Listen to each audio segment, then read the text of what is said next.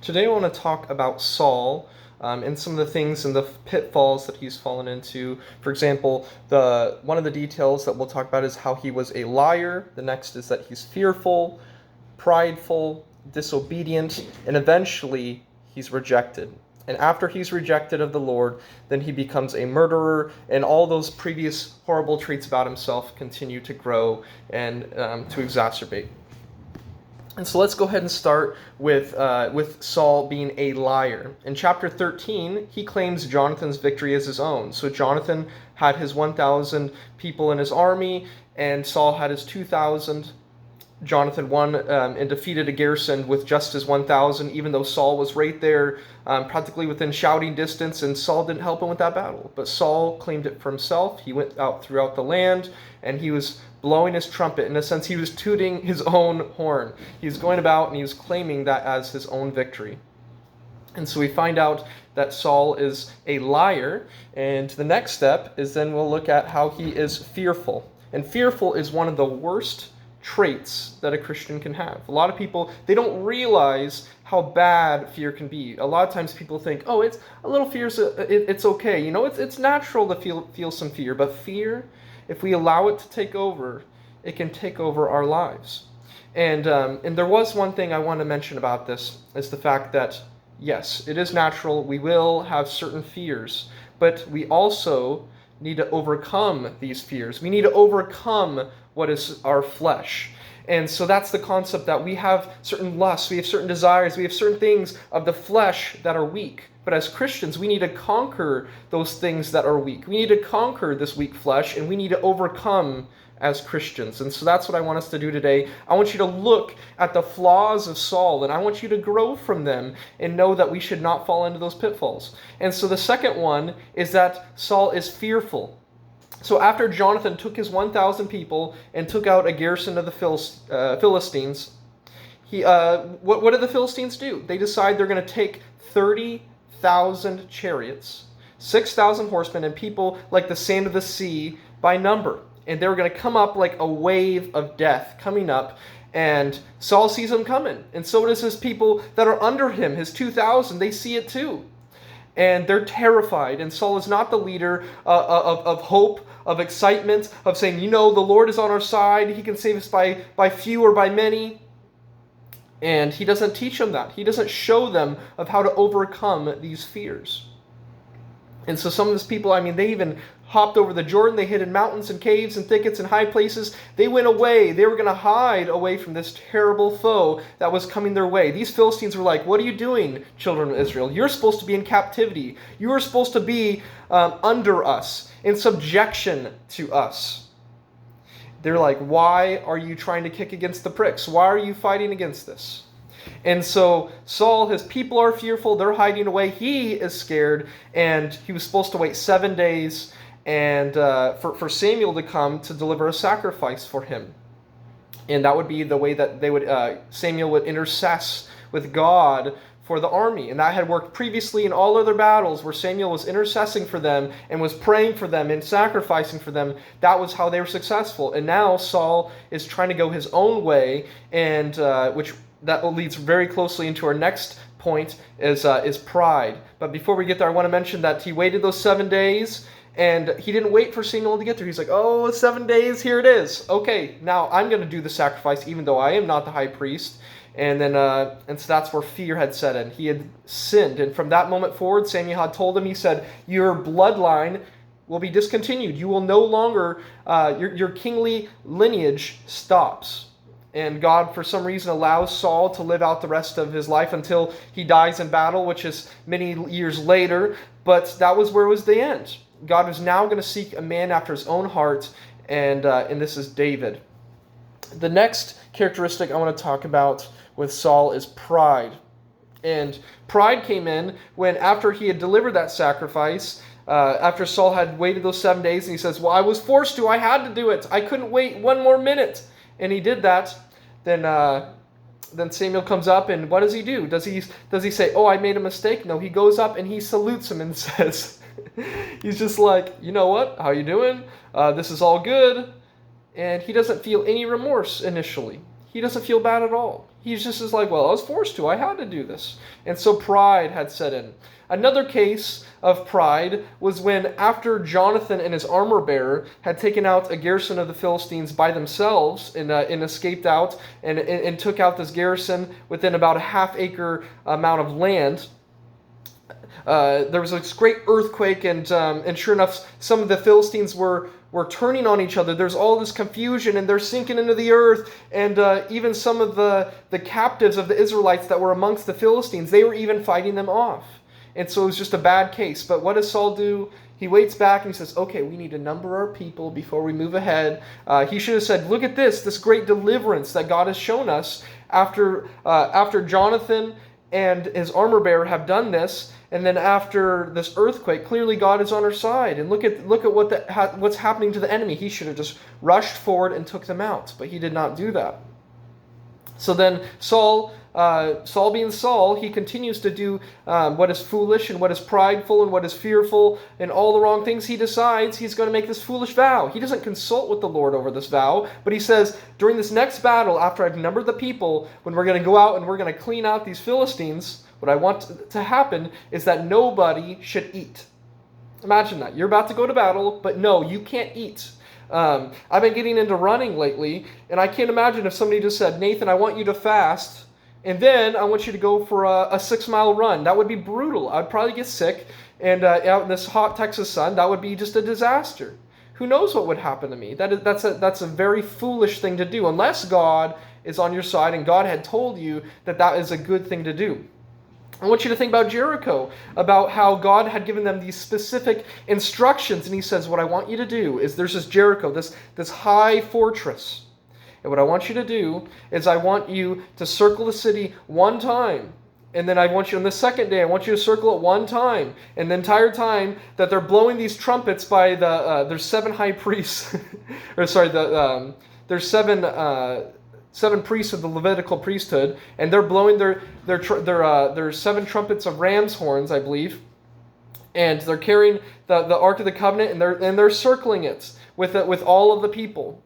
And so they're circling the city one time, circle the city the second time, and then on the 7th day they circled it 7 times. And God, this was the exact instructions. This is what I'm trying to get across to you today, is that God had these exact instructions for them. And God said, on the 7th day, after you've circled it 7 times, I want you to all shout in unison. And when you shout, that wall will fall flat. And that's a whole other beautiful lesson. Hopefully I'll do another video on that, talking about how they defeated Jericho.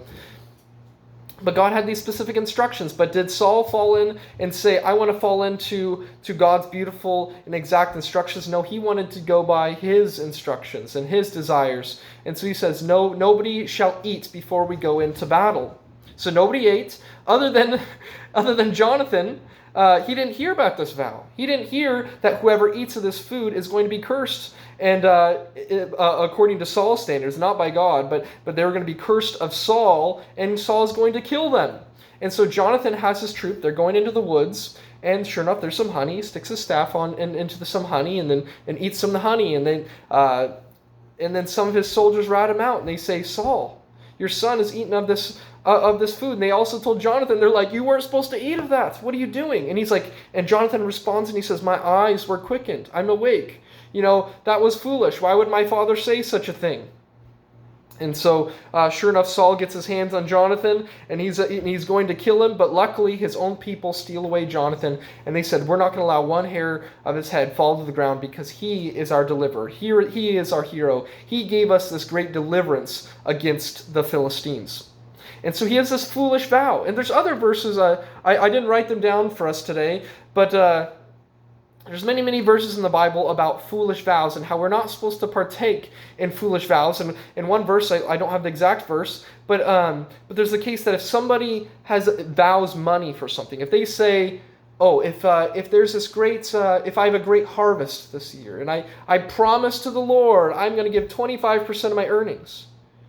Jesus suggests that person, if they made that foolish vow, they should keep to it. They should give that vow, and they should give that 25%. And so we do not want to give foolish vows.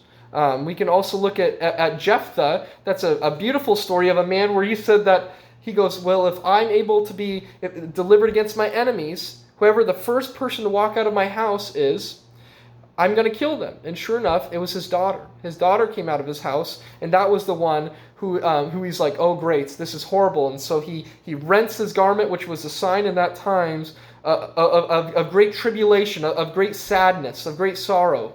And he was distraught about how his daughter came out. And so that's a whole other story by itself. I would love to do a lesson on that as well. I know I keep saying that.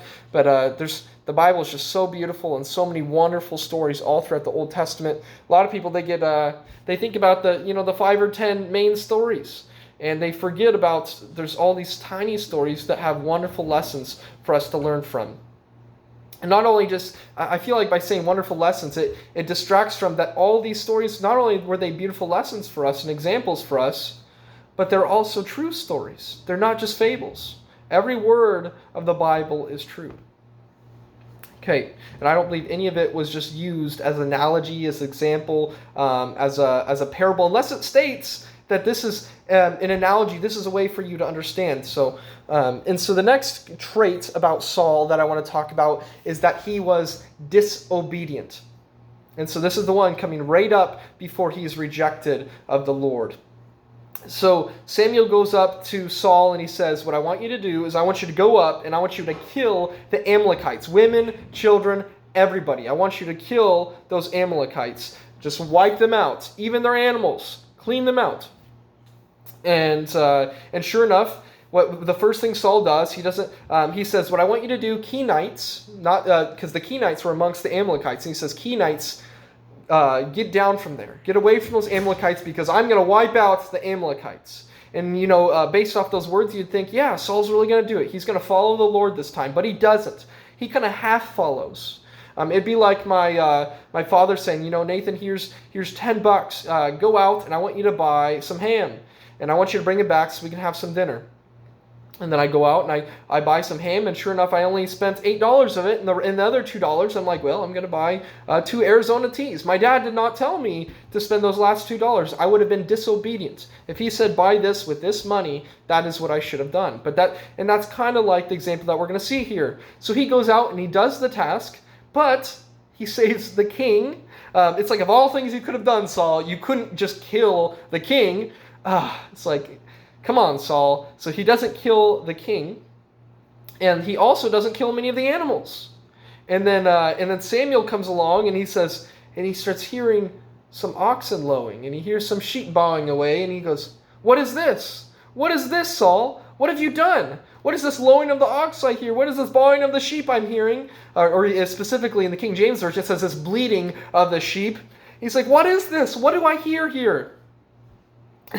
And then, and what do you think Saul responds with? That, well, now that you're getting the trend, you'll probably think, well, Saul probably will respond with something prideful, in kind of like a child who comes up with all these excuses, and he does. And he says, oh, well, we're going to save some of the animals back because we're going to sacrifice them. And then when Samuel presses him, he goes, well, the people told me to. The people wanted to do it. So he blames the people. But it's like, Saul, you're king. Take responsibility. Take responsibility for you and your people. That is your responsibility. You should have followed the Lord to the T, and anybody who didn't follow, they should be in punishment. And you should deliver that punishment because that was the Lord's will. And so he disobeys the Lord. He does the worst thing possible. He is disobedient to God. If we love God, we will do his commandments. And that counts for all of us, even to today. If we love him, let's do our commandments. And I don't know how somebody expects God to love somebody if they don't do anything he says. And somebody can say, well, I'm a Christian. I'm a Christian. But I just do my own thing. If you look at somebody and you see what they're doing, sure enough, this is just looking at the physical. So this is not the perfect representation of somebody. That the best judgment would be from God, who can look at the heart. But what we can see is just the physical. And you see somebody and you're like, well, they claim to be a Christian, but they're an alcoholic and they sleep around and they do all these different things. And you're like, it doesn't match what a Christian is. And that's troublesome. That's somebody who is disobedient. This is not something that God can love. How can he love somebody who is continually disobedient? Somebody who keeps desiring to fall away from what God desires of them. Why would God desire that? Why would he love that? We want to give something that God can love. And but I also will say that God also has amazing grace for us. That we can do all these sins if we can come back.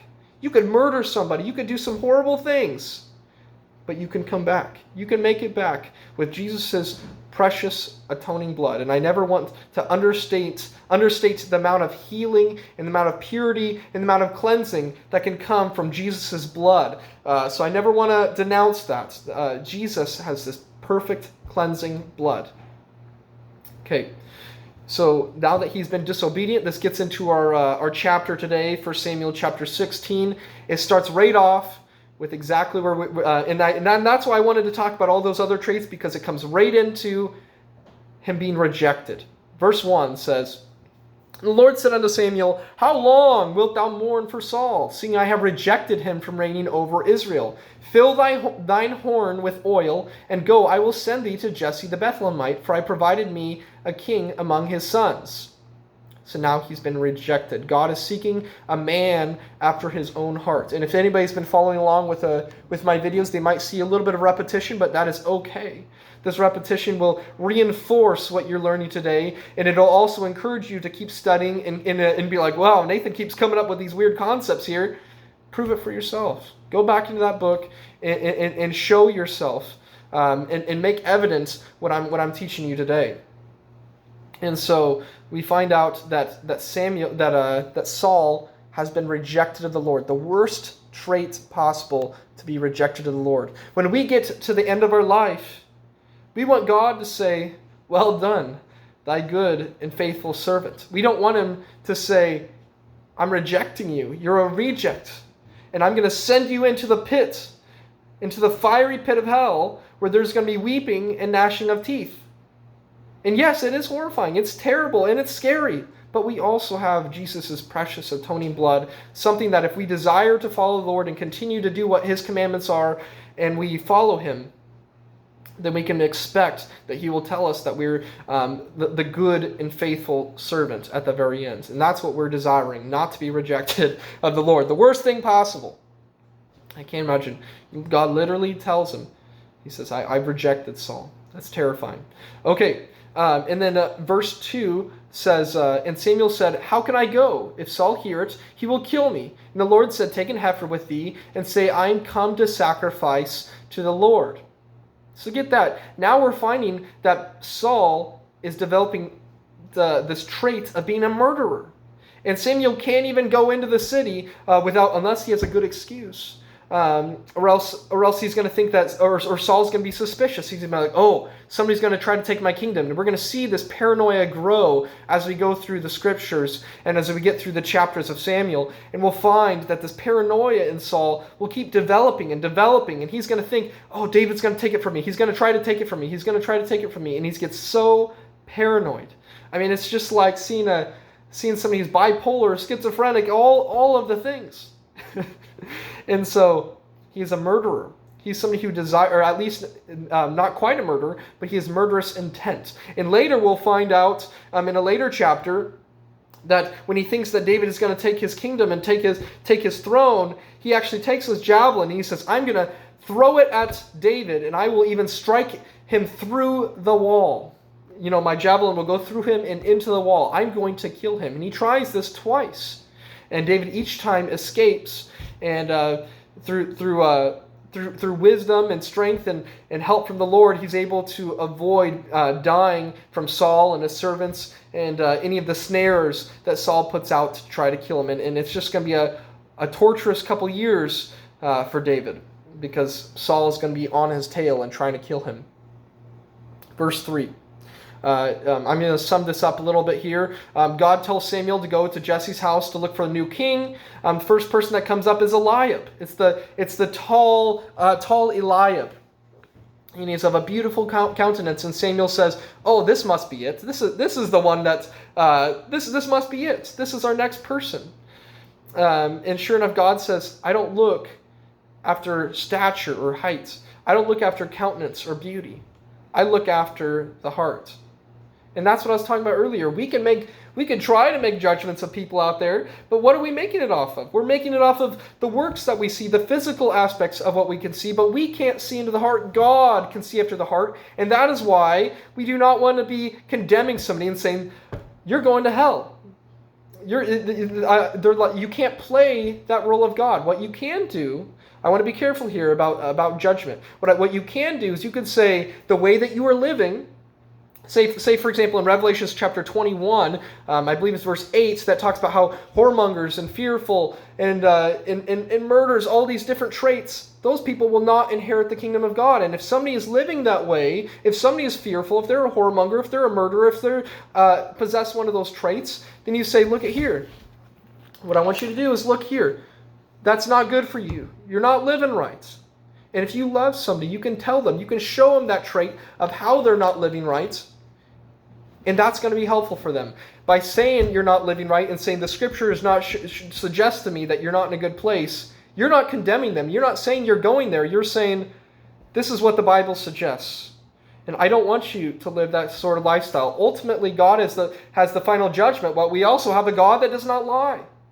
And if you're living these ways, it's not ideal for you, to say the least. And so Samuel makes this judgment, and he thinks that, Eliab will be the first one. God says this is not the one. And then he has 7 of the sons go across, and he says, God, is this the one? God, is this the one? And God keeps saying, no, that's not him. No, that's not him. And sure enough, Samuel asks Saul, and he says, Samuel asks Jesse, and he says, well, if none of these are it, God said that a man after his own heart would come from Jesse, and where is he? And Jesse says, well, there's the 8th son. I'm the young. I personally, I'm the youngest. And it'd be like, oh yeah, Nathan's out there. He's taking care of the sheep. He's doing one of the duties while all the sons are here. Somebody had to do it. Somebody had to go take care of the sheep. And so he goes, well, we won't even sit. We're so excited for this. Come on, bring your son so that we can figure out who is the next king. Because this must be him. If this is the last one, and God said that the man after his own heart is going to come from Jesse, this must be it. And so he comes and he anoints David and he sacrifices this animal. Okay. And so we're looking on here. We find out about this murderous intent of Saul. We found out that he was rejected. We found out about his disobedience, his pridefulness, his fearfulness, and his various other mistakes. And one of the most beautiful traits is that God looks after the heart. Many people think that the Old Testament is all physical. It's not about the heart. That's what they think. They're like, it's all physical. It's all going through the motions. But God clearly debunks it right here, and he suggests in 1 Samuel chapter 16 that it was always about the heart.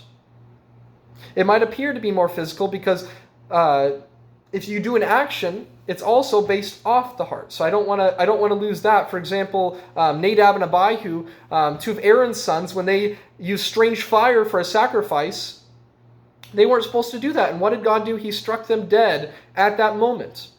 He struck them dead because they didn't follow what the Lord said. But why did he strike them dead? Their heart was wrong. And because their heart was wrong, their actions were wrong. And their actions were wrong because they knew better. They knew better than to use the strange fire for a sacrifice. And so God struck them dead. They knew very well what they were doing was wrong. Another case, now that we're on this subject, I'll talk about Uzzah. A lot of people think that, the wrath of God, and a lot of times they'll quote Uzzah. This is a story of where a man, they were carrying the Ark of the Covenant going along, and nobody was supposed to touch it. And it started to slip. And do you know what Uzzah did? He reached up and he tried to correct it. But the thing is, what people neglect to see is Uzzah knew better. He was not supposed to touch that ark. He knew better. He should have been trying to stay as far from this thing as possible and saying, I refuse to touch it. And I have a strong inclination, and this is going to Nathan's opinion for a minute. I always want to be clear when I'm straying to my own opinion.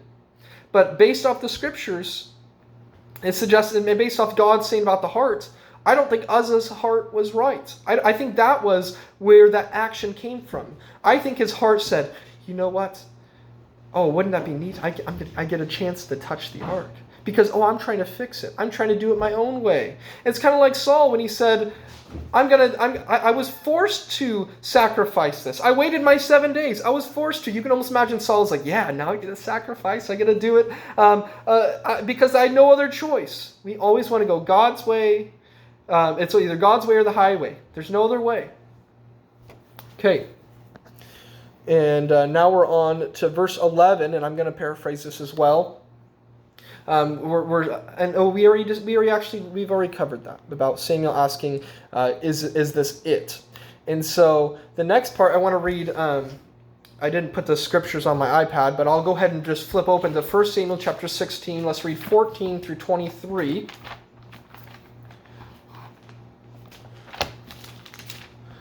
First Samuel chapter 16, verse 14 through 23. It says, "But the Spirit of the Lord departed from Saul, and an evil spirit from the Lord troubled him. And Saul's servants said unto him, Behold now, an evil spirit from God troubleth thee. Let our Lord now command thy servants which are before thee to seek out a man who is a cunning player on an harp. And it shall come to pass, when the evil spirit from God is upon thee, that he shall play with his hand, and thou shalt be well. And Saul said unto his servants, Provide me now a man that can play well, and bring him to me. Then answered one of the servants and said, Behold, I've seen a son Jesse the Bethlehemite that is cunning in playing, and a mighty valiant man, and a man of war, and prudent in manners, and is a comely person, and the Lord is with him. Wherefore Saul sent messengers unto Jesse, and said, Send me David, thy son, which is with the sheep. And Jesse took an ass laden with bread, and a bottle of wine, and a kid, and sent them by David his son unto Saul. And David came to Saul, and stood before him, and he loved him greatly, and he became his armor-bearer. And Saul sent to Jesse, saying, Let David, I pray thee, stand before me, for he hath found favor in my sight. And it came to pass, when the evil spirit from God was upon Saul, that David took an harp, and played with his hand, so Saul was refreshed, and was well, and the evil spirit departed from him."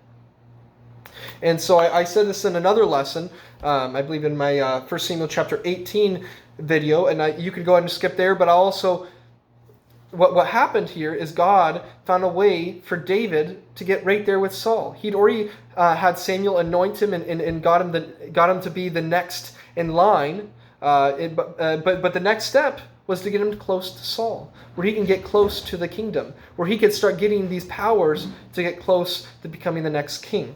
And so God says, and so the servants say, Saul, you have this evil spirit of the Lord, and it's troubling you. Find a cunning harp player, but we have a man for you. We have a man that can soothe you from this.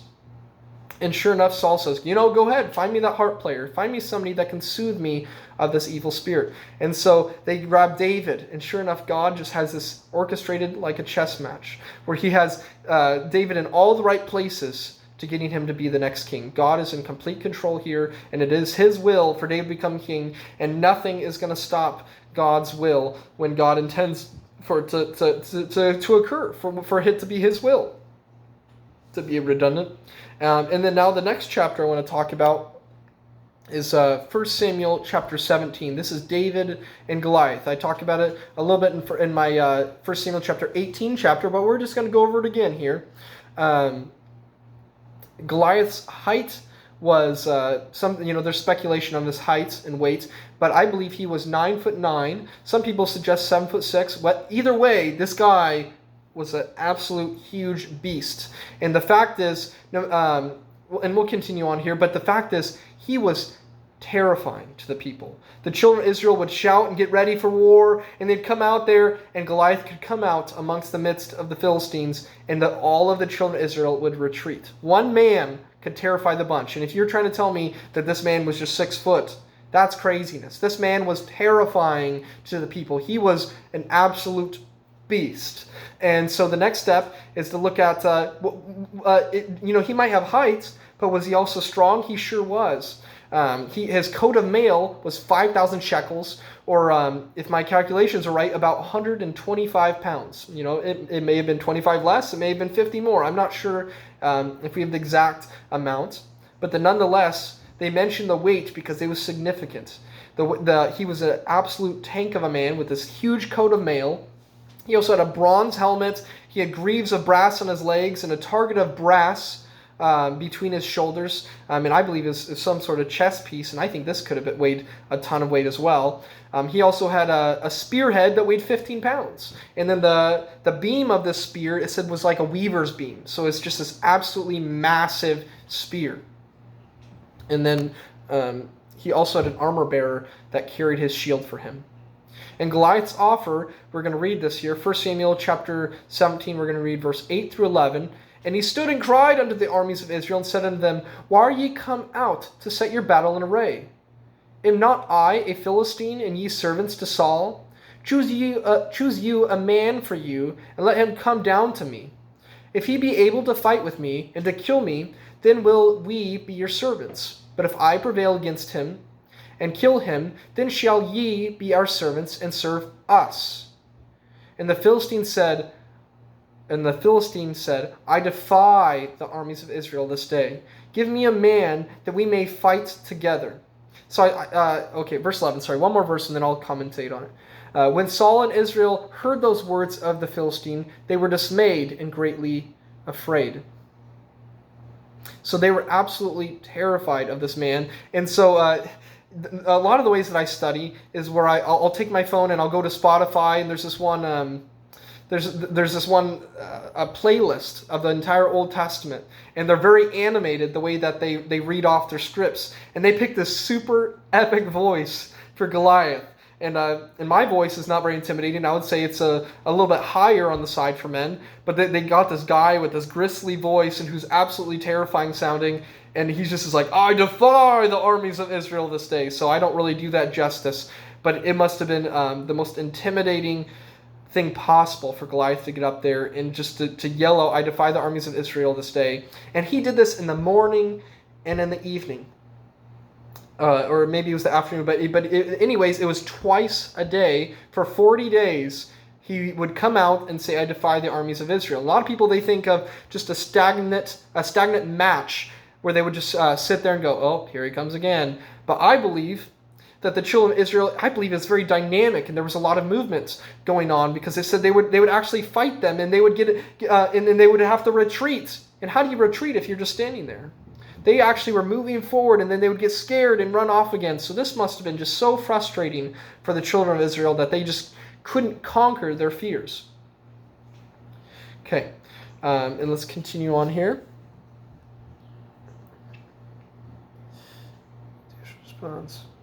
So then now we're going to talk a little bit about David's response to this. Jesse asked David to bring his brethren food. So he says, well, I want you to take out to them an ephah of parched corn and 10 loaves of bread and cheese for the captain.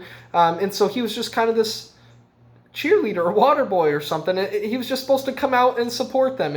And how bizarre is that? The David that we think of when we're thinking about the story is the guy who comes up and says, I'll do it. You don't think about the guy who's bringing these some bread and some corn and cheese. But that was him. He was the guy that came out there with a shepherd's staff, and he also was the guy who came out there with a sling. He seemed very unprepared. And when word got out that he was willing to take on Goliath, they sent him off to Saul. And he came up to Saul, and Saul said, what I want you to do is I want you to wear my armor. And this is after first Saul was making him doubt himself. And or he was trying to, at least, and he says, wear my armor then. If you're gonna go out there, little boy, at least wear my armor. Have some protection on you. And David responds, I haven't proved it. I haven't shown that I can wear this. Maybe it was too heavy. Maybe it was uncomfortable. He hadn't proved it. He was not able to wear it.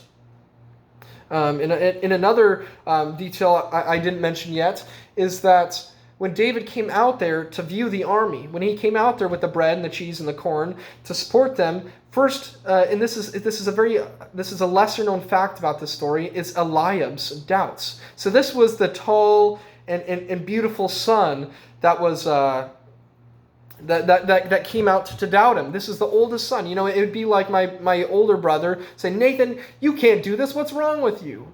And so Eli, so then his oldest brother says, he has 4 doubts. He says, why comest down thou hither? And you think when your brother is coming to take on this challenge, why would you try to discourage them? And nobody else is willing to do it. And he says, why comest down thou hither? Why do you even come? And what a horrible doubt that he could give to him. And so that was the first one. Second one, with whom hast thou left those few sheep? He's trying to make him doubt that somebody's even taking care of the sheep. He's just insulting him. Why, go back to your sheep. Who's taking care of your sheep? Why are you here? In the third doubt, he says, I know thy pride and naughtiness. In naughtiness, it sounds kind of like a slap on the wrist, like a child's play word. But it's when you look at the Hebrew definition of this word naughtiness, the synonyms are just like badness, wickedness. So this was a horrible insult to tell your brother that you're prideful and that you have naughtiness or you're wicked. And then it says of the heart. So, and I find this really ironic because David is going to be a man after God's own heart, or is a man after God's own heart. And here Eliab is saying, I know thy pride and naughtiness, or the wickedness of thine heart. And so he's insulting his heart, even though this is the guy with the right heart. Okay, and then the fourth doubt, thou art come down that thou mightest see the battle. So he said, you're just coming down because you just thought it'd be entertaining. You just thought, oh wow, here we're going to see some entertainment here today, almost like flipping on the TV. We're going to watch some sports. And so to me, I find it interesting why this part of the story is sometimes missed, is Eliab's doubts and how David overcame this response. And David actually comes with this perfect response. He says, what have I now done? Is there not a cause? And of all people to come with this response of saying, what have I now done? Most times in my life, I couldn't have came with that response. I couldn't have said, what have I now done? Then people could be like, well, Nathan, you did this. He must have been a pretty awesome guy to come with a bold response like that. What have I now done? Is there not a cause? And so David goes out there, and and this is, by the way, just so you have the visual in your head. So we have the Philistines on one mount, and we have the Israelites on one mount, and goes through the valley of Elah, and there's this brook that goes through there, which is still there to this day. You can find that archaeological site. I encourage you to YouTube Valley of Elah. There's some absolutely wonderful videos on that. And so David came down there, came to that brook, and he grabbed out 5 smooth stones for his sling, and he goes out there and he slays the giants. He slays that one that everybody was terrified of, and from one of my other lessons, there's the key verse is verse 47 of chapter 17. It talks about how God doesn't save by sword and by spear. He saves. The battle is His.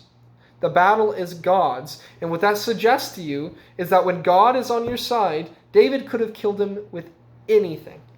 When God was on his side, David could have killed him with a pea shooter. He could have killed him with a spoon. He could have killed him with anything because God was on his side. It was God's will, and David was a man after his own heart. He was going to fulfill that will to conquer that giant. And he had the faith in the Lord that he was going to do so. Talk about a childlike faith right there. Anybody else would say that's not logical. That's not the right thing to do. But he put all of his trust in the Lord, like a father that says to his little boy, you can do it. And the boy believes him. And so he went out there, slayed that giant, and then he took Goliath's sword, chopped off the head of Goliath, and he took that head back. And when the Philistines saw that that David had killed their champion, what did they do? Did they go down there and did they bow to the children of Israel and say, now we're going to be your servants? No, they ran. They fled. They didn't hold to their side of the bargain. So that's what I find is really interesting here, is that Goliath has this offer, but they didn't hold to their offer.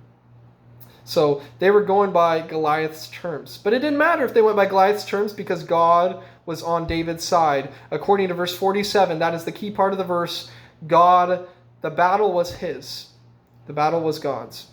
And that's all I have on the lesson today. I hope that it was helpful for you.